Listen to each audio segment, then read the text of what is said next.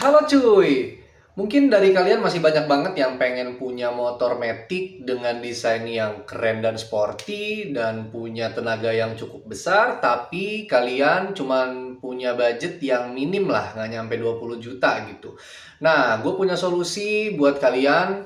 Jadi opsi motor apa yang bisa kalian miliki dengan budget segitu? Nah, Yamaha Aerox Old itu jawabannya. Yamaha Aerox itu menurut gue masih oke banget dimiliki di tahun 2024 dengan budget yang cukup terjangkau. Nggak nyampe 20 juta pun kita bisa beli dan kita bisa miliki Yamaha Aerox itu. Gitu. Cuman mungkin masih banyak yang belum tahu nih parts apa yang harus dicek ya ketika kita mau beli motor ini gitu. Dan di video kali ini gue mau bagiin tips ke kalian gimana caranya parts-parts apa aja yang harus dicek ketika mau beli motor Yamaha Aerox gitu. Khususnya Aerox Old ya, yang dirilis di tahun 2017 gitu sampai 2020 kalau nggak salah ke 2021 gitu. Pokoknya Yamaha Aerox Old yang generasi pertama gitu. Oke, jadi parts apa aja yang harus diperhatiin ketika kita mau beli motor Yamaha Aerox? Yang paling pertama, yang paling kelihatan itu ya di bagian bodinya gitu. Karena di bagian bodi itu paling kelihatan ya. Jadi pertama kali kita lihat bodinya nih mulus nggak? Bodinya mulus nggak? Ada lecet nggak? Ya itu gampang kelihatannya ya. Dan kita bisa tanyain langsung juga ke ownernya motor ini pernah kecelakaan atau enggak. Kayak gitu. Karena kalau misalkan dari bodi, kadang-kadang juga ada aja ya yang bodinya udah pernah diganti, tapi ternyata bagian dalam-dalamnya ada yang masalah dan motornya ini ternyata pernah kecelakaan. Tapi yang paling kasat mata itu kelihatan dari bodinya. Kalian bisa juga tekan-tekan atau goyang-goyangin bagian bodinya itu, ditepuk-tepuk kayak gitu. Kalau misalkan ada renggang pasti kerasa ya, jadi ada kendor gitu, dan itu kemungkinan bagian klip-klip dalamnya itu ada yang patah, mungkin bekas kecelakaan kayak gitu. Jadi itu yang pertama yang harus diperhatiin. Dan yang kedua itu kita bisa cek di bagian CVT-nya. Dan ini krusial ya. Kalau motor kalian terutama Matic ya, motor Matic kalian itu gredek atau ada bunyi-bunyi dari bagian CVT itu bener-bener bikin kita tuh feel ridingnya jadi nggak enak gitu. Jadi kita harus perhatiin di bagian CVT. Nah, gimana caranya? Kita ngecek di bagian CVT. Kalau ketika kita mau COD nih, COD motor ya gitu. Yang paling pertama, yang paling gampang itu kita nyalain aja dulu di bagian nyalain motornya dinyalain. Kalau ada suara kasar di bagian CVT, ada sak sak sak sak sak sak gitu, itu kemungkinan di bagian CVT-nya ada yang bermasalah, terutama di bagian kanvasnya ya, di kanvas remnya, kanvas gandanya, sorry, kanvas koplingnya itu. Nah, di bagian kanvas, lalu juga di bagian bearing yang ada di bloknya, blok CVT-nya itu covernya, itu juga kemungkinan ada masalah.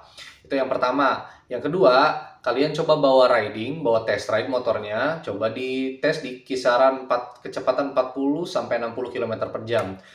Pas kalian bawa, ada geter-geter nggak? Jadi kayak kasar di kecepatan segitu tuh ada kayak greg greg greg greg greg gitu ya. Greg greg greg gak makin cepat, seukuran dengan kecepatan kita bawa motornya gitu. Kalau ada kayak gitu, itu juga nandakan bahwa ada masalah di bagian CVT gitu ya.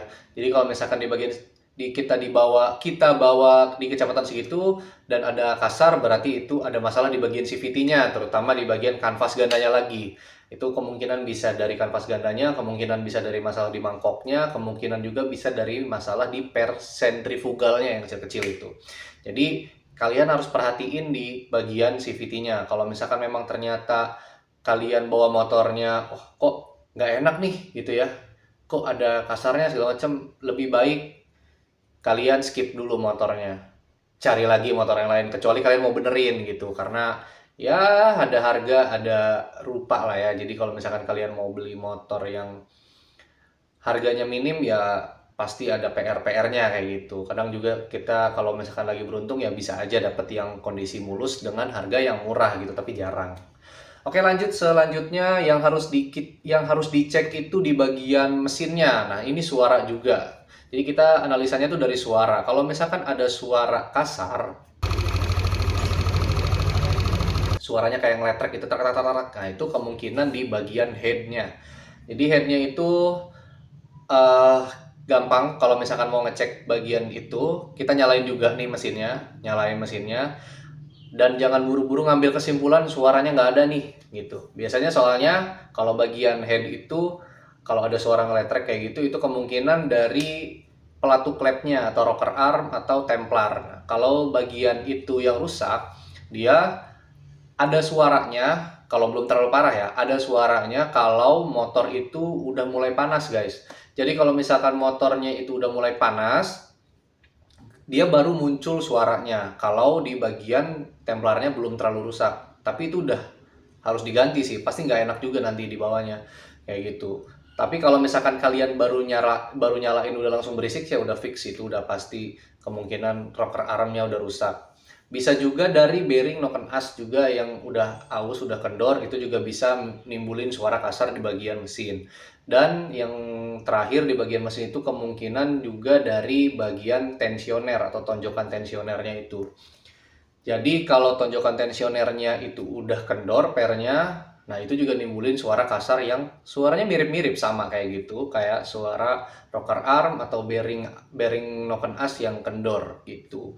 Cuman khusus di bagian rocker arm, kalau dia belum terlalu parah rusaknya di bagian bearingnya itu, dia suaranya nggak akan terlalu kencang, atau ketika kita nyalain motor itu biasanya suara masih halus gitu, tapi lambat laun ketika mesin sudah panas nanti muncul suara kasarnya ketika mesin sudah panas gitu.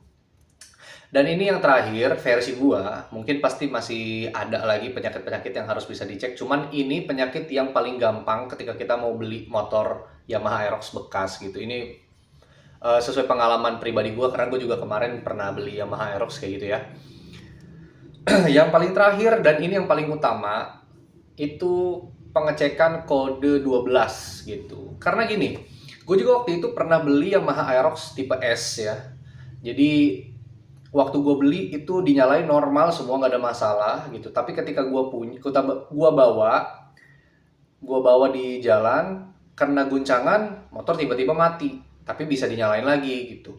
Nah ini kan gue nggak ngerti waktu itu ini kenapa. Cuman memang yang gue lihat itu di bagian kabel spoolnya itu udah diganti. Jadi soketnya itu udah diganti. Kemungkinan sama ownernya itu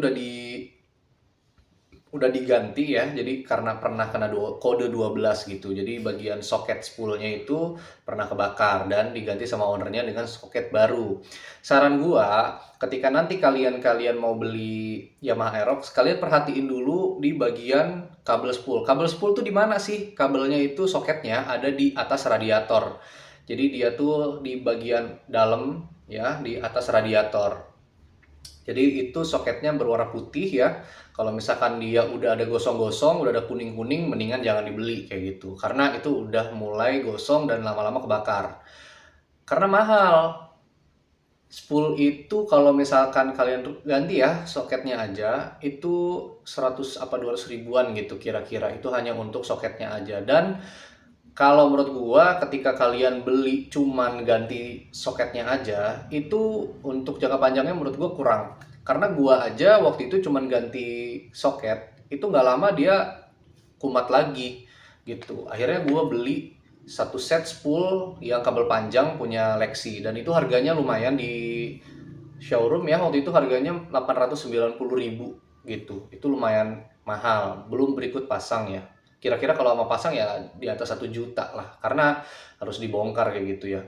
Dan itu ribet gitu. Oke, mungkin gitu aja penjelasan dari gua, tips-tips dari gua di video ini. Dan mungkin kalau misalkan kalian ada masukan atau misalkan kalian juga punya tambahan tips untuk tema video ini, kalian bisa tulis di kolom komentar di bawah ya. Atau misalkan kalian juga pengen nge-review atau pengen minta tips-tips lain tentang otomotif, kalian juga bisa tulis di kolom komentar gitu aja. Oke, terima kasih.